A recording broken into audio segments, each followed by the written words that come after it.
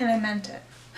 Hello my homies. Welcome back to a little intimate setting with your girl Annika, your girl Soleil, whatever you want to call me. I'm out here living life and I have been sober for 3 months, intentionally. Last time I did a little life update with you, I was going through shit, man. I was going through it. So basically I decided to be sober for this term because I wanted my life to be focused on myself and school and only those things. And so going through my sober days, aka the last 3 months, I've learned a lot about myself and not just about sobriety, because why I went sober was to avoid something that was more than just drinking. She came back. This time I decided to really accept what's going on. And let's just say she relapsed. She's back. My eating disorder. I'm here to talk about her. We shed that light on sobriety and me saying, oh my gosh, look at me focusing on school. But in reality, the sobriety was to focus on me and dealing with my eating disorder. And that was a wake-up call because I thought I was good. After I gained my weight back 2 summers ago, I was like, oh my gosh, I'm ready for university, to live by myself. I'm back to my healthy BMI and I'm cured. There's no eating disorder anymore. We're done. And yeah, no, that's not how life works. Mental illnesses do not go away by gaining weight. Getting to a certain number anywhere, really. They don't go away. They control you less, and you can be in control of yourself more with the right steps moving forward and the right healing process. Let's talk about it. Basically, when I decided to move out to Victoria 2 years ago, after COVID, and after gaining my weight back to a healthy BMI, there was so much happening in my life that distracted my eating disorder. And my eating disorder sat in the backseat of the car that I was driving all the way to Victoria saying, holla girl, she ain't in the want anymore, she's trying out new places, she's exploring, she's Dora, she's got her boots, you know, like, I don't have a monkey, but that would be really sick if I did. I should have brought a monkey. Anyways, Dora was exploring, and she got to this island called Victoria, BC.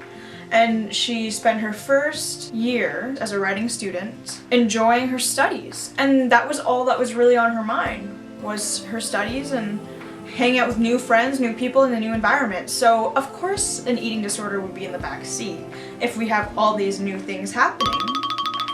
So, yeah, girl kind of got distracted from the ED who was sitting in the back. You know, she's sitting in the back seat, she's on the road trip, she's the one like always sleeping in the back, never really says much, is always on her phone listening to her like angsty music, or sleeping, listening to Netflix that she downloaded. So she's the passenger that really doesn't speak up, she's just vibing out, waiting to get to the destination, right? Well, then summer started, and I left Victoria last April, like literally a year back from today. I was back in Prince Albert, Saskatchewan, where I got 2 jobs, and eventually that was a lot on a girl like me. Anyone. 2 jobs is a lot for anyone. Okay, I was working as a server and I was working as a lifeguard. So I had some income coming in, I had some money coming in, because your girl was like, I don't want to stress about having a job in Victoria while I'm doing my studies next year. So I was like balling. I was like, all right, let me get this bread, this cash flow. I'm ready to feel secure, because my biggest fear is not having enough money to live. And in Victoria, the housing is not cheap. So as I move into this new house in September of 2021, with my friends, I need to be able to pay for my own shit. Groceries, rent, hydro, Wi-Fi, all the fun stuff, you know, you enjoy as an adult. Paying your bills. Yeah, fun stuff. Just really good, fun stuff. And so I was like, I'm gonna grind out 2 jobs, and that ended up being crazy because Your girl is not working no like 2 part-time jobs. She was like, let's wake up at 5 in the morning and work my shift at 5:30 to 1:30. Then I'd go to my serving job at like 2:30 to 7:30, and then we don't know when we're getting cut, so that means that my shift would be 2:30 to 7:30, and they'd be like, I need you till 9:30. So it ended up sometimes being 16-hour days of working. Now that was not like the craziest highs, but like mostly I'd work like maybe a 4 to 11 p.m. type of thing as a server. And when I'm serving, I am serving, honey. There is me walking around in circles in this building, giving food, picking up plates, throwing food that has not been eaten in the garbage, touching everyone's gross saliva knives. A lot of that. And I learned so much from both of these jobs. Like lifeguarding, I got lifeguard of the year. What? All my hard work? Okay. So I do not regret that.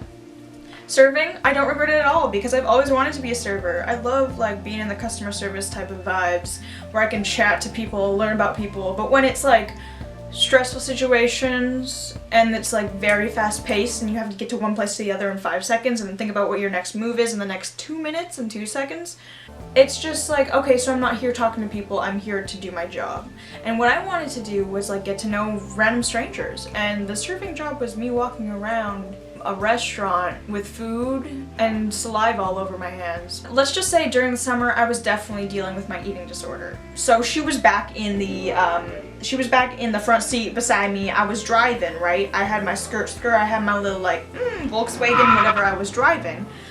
No, my mom's Kia Soul is what I was driving. But anyways, my eating disorder was in the passenger seat beside me, and so she was loud in my ear. She was like, you don't need to eat, you need to exercise. Even though I was working 2 jobs where I was moving around constantly, I would exercise when I had time between these 2 jobs. I'd literally go to my first job for 8 hours, exercise for like an hour, then go to my other job. Would I be eating enough? No, because I'd be restricting. Stop. Thinking about it now, I don't even want to, why would a girl do that to herself?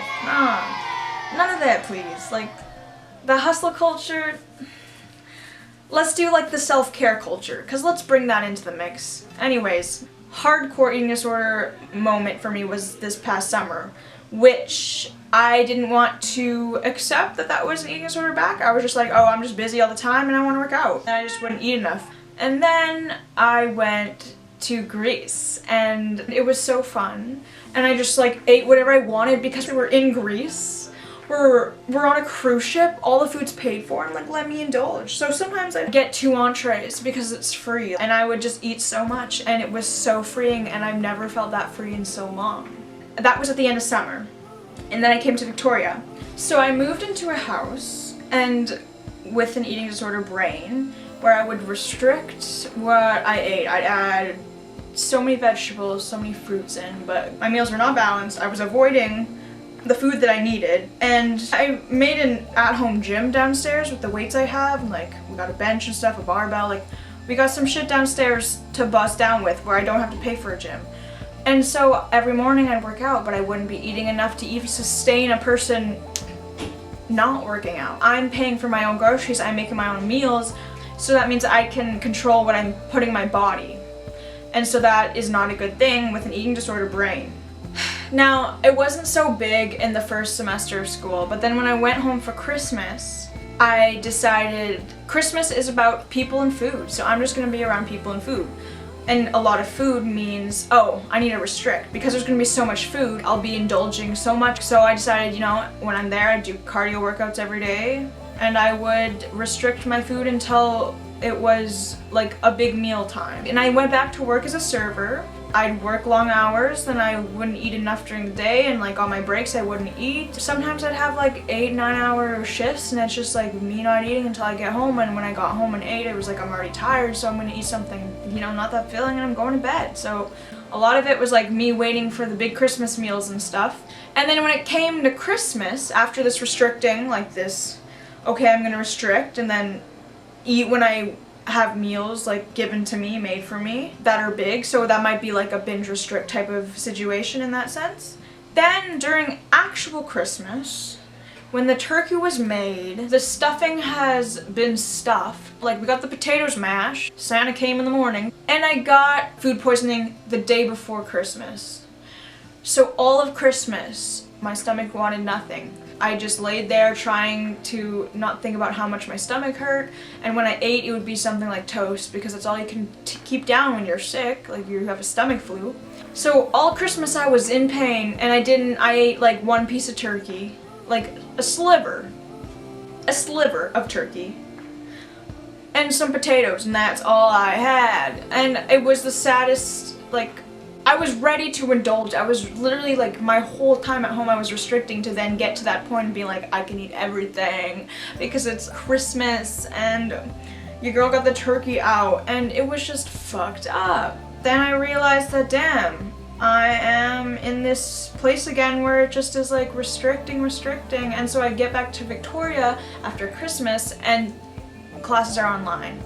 Now, the first time I had an eating disorder, classes were online because, you know, you can't go to school with there's an insane virus going around that is highly contagious and will kill people. So obviously you're not going to school, but during that time, if you're not going to school, you're sitting at home, and what are you doing at home? Nothing. My eating disorder brain thinking of doing nothing at home equals getting fat, because you're not, you know, you're not moving. It's just you at the home with the fridge. So that was scary for my brain, so it meant that I had to work out a lot. So I went back to that at the start of January of 2022. And that's when I decided to stay sober, because when I would drink, I would binge, because that's when I allow myself to eat, right? You just relax, your brain's relaxed, so then I can eat because, you know, it's under alcohol influence. It's buzzing around state. Yeah, the first 3 weeks of school was online, and that is when I would exercise like 2 hours in the morning, go for an hour walk in the afternoon, do an hour worth of hot, like sweaty yoga type vibe before bed, and I would not eat enough. And so we're back to square one. Oh my gosh, wow. And so I decided that, you know what, this is not healthy, because I started weighing myself every day after I work out in the morning. Was not at a healthy BMI. So I decided to tell my mom and just be honest and be like, "Guess something's wrong." Again, I don't feel like I'm happy. I don't feel like I'm putting all my energy in the right place for my happiness. Then I decided to connect to the campus health center, and I got connected to a nurse, and then I also got connected to a personal counselor. Okay, so that's great. School is in person again. Classes are in person. I went and saw my counselor in person. At this point, I'm seeing a nurse at the UVic Health Center. And then from that nurse, I got connected to a mental health nurse who did a weigh-in for me and checked my blood pressure. And then I got contact with a doctor at the university who then gave me a sheet to go get my blood work done. So then I got my blood work done and noticed I was deficient in B12 and iron. So then I got supplements for that, and then I also got sent to a psychiatrist. And while I was seeing all those people, I was also seeing my personal counselor. So I have gone through many specialists by this time, right? This is probably like a month into second term, and I'm seeing like 5 specialists, and it was crazy. I was like, oh my gosh, this is life-changing. Seeing professionals really changed and helped me start my recovery again. So now I decided I'm in recovery mode at this point. I'm seeing my counselor and stuff, and I decide to call my eating disorder Bethany, okay? Her name's Bethany. So when I say name my eating disorder, I mean give my eating disorder an identity that is not me. So that means I'm separating myself from my eating disorder. So Bethany, that bitch, she popped in to the driver's seat. She's taking over the wheel at this point, right? When I think about coming back from Christmas where I was just exercising at least 4 hours a day and not eating enough, that's when she was, like, she had her hand on my steering wheel. I was like pushed to the side. Like, I don't have control of the aux. She has full control of all the music. She's putting on shit music. Get out. Like, first of all, don't steer my car and then put on shitty music. Anyways, that was annoying. So Bethany was definitely in the front seat for a while of my first months of 2022. Stupid ass Bethany. I just named her Bethany because I don't like the name Bethany, and sorry to anyone's named Bethany. I'm sure y'all are nice. I just know a Bethany back in the day that did not rub me the right way. That's all. There's nothing else. I just thought of someone who I kind of don't like as much as like regular humans. And I said, yeah, that's her name now. But like, fuck Bethany. Anyways, Bethany is the name of my eating disorder. And so once I brought that up to my counselor, we were thinking of ways to get her out of the passenger seat of my car. Push her out of the window as I'm driving down my life path, right? Like, who wants that bitch yamming at you in your ear while you're trying to enjoy your life? Not me. And that's why those 5 health professionals have helped me through my journey. When I asked for help, that's when things started to really go uphill. Because it was no longer just me against myself trying to cut out this Bethany brain. It was now me and 5 other professionals who actually have studied and gone to school and like done years of training to get Bethany's voice lessened, Bethany kind of out of the car. Like, we're all trying to shove her out of the car at this point. Just like stupid like mosquito in your ear at 3 in the morning that wakes you up. No. Ever since my goal to get Bethany out of my car, this is the goal. I noticed that that's not gonna happen quick. No, it's not. This Bethany girl, she's been here for so long, she thinks she can just stay. What I'm going through right now in my healing journey is I'm trying to notice when Bethany is talking and when Annika is talking. So Bethany is talking when it comes to restricting, or you're not good enough, or you'll be good enough when you're a certain weight, you'll be good enough when you work out a certain amount of hours, you'll be good enough when you can control what you eat. Like, Bethany is manipulative. She decides that, oh, you're good enough here, just kidding. You're good enough, oh, just kidding, you're just never good enough, but I'm gonna tell you to keep going until you like literally fall off the face of the earth and die. This whole video is just talking about how I've been and how sobriety has been, even though sobriety was just a distraction. So I was like, oh, I'm gonna be sober, look at me, but really it was me trying to avoid binging in a binge restrict eating disorder lifestyle. Now I'm still sober, and I've been finished school for a week, and I've been to like 3 parties now, or 2 parties now, and I haven't drank at any of them, and I don't feel like I need to. I think if I do want to drink, I will, but right now I don't think that's for me. And it's not because of my eating disorder, it's because your girl loves it. When people think I'm drunk, when I'm sober because I match the vibes, that's a compliment in itself. You'll see me on the dance floor, you'll see me chatting it up with people. Like, I'm not a buzzkill. I'm just here in my natural state. And I've loved being sober because when I say I'm sober and I'm acting like a fun little gal just hanging out, I feel like so grateful for my personality and who I am, because I can have fun without drinking. And that puts more money in my pocket for spending it on food.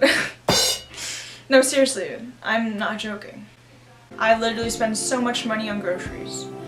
I have cooked so much because of my dietitian giving me meal plans, and that's a lot of food to buy.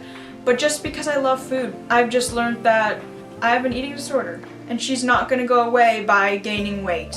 She's gonna be silenced. She's going to be pushed aside. Hey, I notice you're here, Bethany, but I am not gonna listen to you. So she can yammer on in my ear as I'm driving the car. She's saying, turn left, and I'm like, I'm turning right, Bethany. You are not telling me to turn left, because I know where that's gonna take me. Hell. I'm not going to hell. So then I turn right and we go to heaven. She can talk to me, but am I gonna do anything about what she tells me? No. I'm gonna notice that she is Bethany and I'm not Bethany.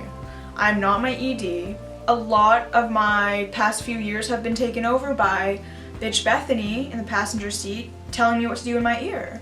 So I haven't been living my full self. I haven't been my full Annika Soleil. And so right now I'm learning about myself. I'm really excited about these next months to come, because I'll be in Victoria in the summer, enjoying the beaches and not caring about what I look like, what's on the weigh scale. I haven't weighed myself for 2 months.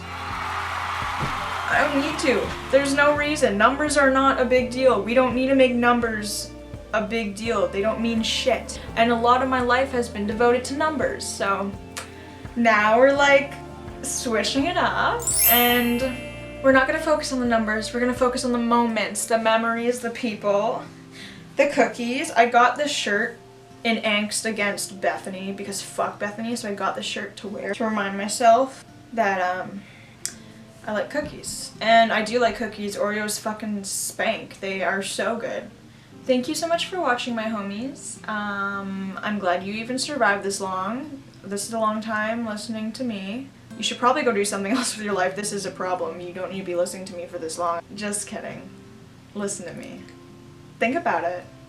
Do you have a Bethany in your life? Is there a mental illness that you can name? Name it anything, anyone you want, and make sure that they are not a part of your identity. Because when I decided that Bethany was not me, that's when I let her be her own thing. And that's when I was like shoving her out the car window even more and not listening to her because she is not me. If there's a Bethany out there that's in your ear, name that bitch, name that thing that controls your life, and then decide to move away from that identity. Try to find who you are.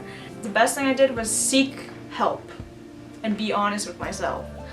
So if you think you need some help, some professional help, take the steps for your self-care. Because 2022 is for self-care. I think I've gone through life focusing on trying to distract myself from self-care. And now that I know the biggest flex these days is self-care, I will flex that. Thanks for watching, homies. Have a good rest of your day.